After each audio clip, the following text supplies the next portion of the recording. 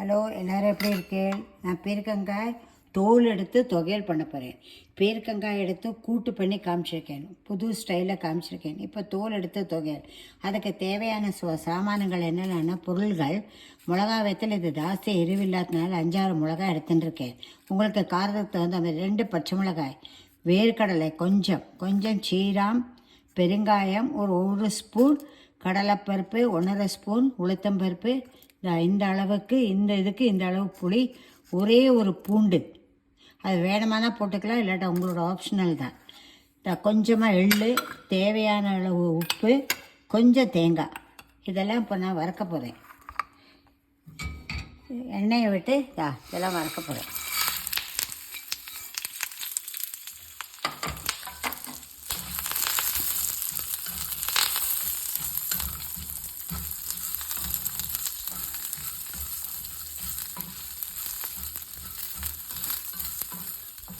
திருப்பி போடுவேன். அப்புறமாவா லாஸ்ட் இப்போயே போடுவேன். இந்த எள்ளு, வேர்க்கடலை, தேங்காய் எல்லாம் அந்த காலத்தில் போட மாட்டா. எள்ளு, கடலையெல்லாம் போட்டால் ஒரு டேஸ்ட்டு கொடுக்கும். இதெல்லாம் உடம்புக்கு நல்லது தான். எள்ளு உடம்புக்கு நல்லது, வேர்க்கடலை உடம்புக்கு நல்லது, தேங்காய் இதெல்லாம் நல்லா வறுத்துக்கணும். எல்லாத்தையும் வறுத்து பொடிச்சு எல்லாம் மிக்சியில் போட்டு வச்சாச்சு.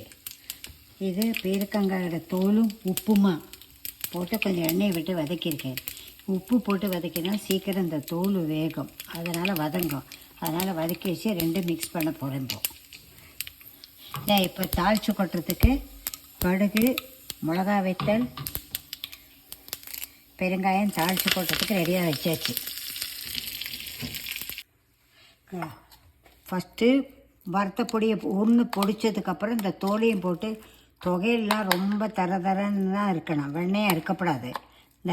இது ஜாடியில் மூடி போட்ட ஜாடியில் ஒழிச்சு வச்சிட்டோம்னா நமக்கு வேணுங்கிறத எடுத்துட்டு அழகாக மூடி வச்சு ஃப்ரிட்ஜில் வச்சுக்கலாம்.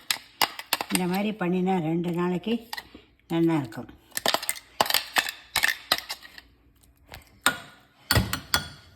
தாளித்து ரெடியாக வச்சுருக்கேன். தாளிச்சும் கொட்டியாச்சு. இதே மாதிரி ட்ரை பண்ணுங்க. ஒரு தொகையல் ஒரு நாளைக்கு நான் போடுறேன்.